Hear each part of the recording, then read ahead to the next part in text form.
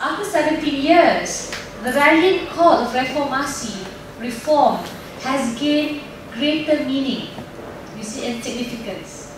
Now, for most of you, because we don't really listen to the deliberations in Parliament, I want to tell you, in March, in the month that many members of Parliament were arrested, and for my case, not because it's me I'm mentioning, it's because I was arrested for speaking in Parliament, meaning there is no parliamentary immunity.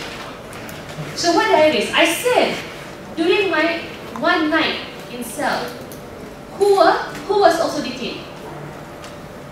A Vietnamese mother with her 2 children, age 2 and age 4 years old. They're not outside the lockup, not with the police, inside the lockup, sleeping on the floor as I was. Okay? What was the excuse? There's nowhere to put them. Tak boleh kita letakkan tahanan ya, bila disebut itu PDI, pendatang asing tanpa izin, parti, tak ada tempat nak letak. Makanya depot-depot dah penuh, kita letak sumbat saja dalam lockup.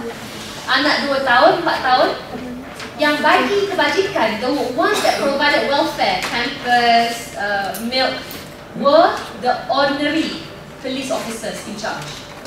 They came out from their own pocket. This is important. So it really depends on the humanity, yeah, the civic, the moral obligation that each of the officers had. Similar to the policeman who saved Anwar's life, who wiped his blood as he was lying there on the floor, beaten by the chief police of Malaysia. Itu satu. Keduanya, ya, kerana itu pada saya, bila masa kita bercakap tentang kes pada malam ini, saya nak maklum, bila diutarakan pada bulan Mac, Zahid Hamidi, the Minister of Home Affairs, promised me that the ministry is looking into lockup prison reform. He said this in Parliament. Among many things that he has said lah kan, but he said, yes, our lockup rules is more than 60 years old. That's why prisoners, lockup prisoners, were not allowed to wear slippers because they might choke themselves, they might commit suicide using the slippers. That was mentioned in Parliament. Yeah, you laugh. It's not easy to laugh when you don't have slippers. You're walking barefooted, right? Because daripada bilik air tu nak solat dan sebagainya. Jadi saya, basically, normal things you want to be, clean. So, tapi maksudnya, disebut, diakui, it was admitted. You see, he mentioned this. But where's the political will? That was in March, April, May. Right now we're going to be in June.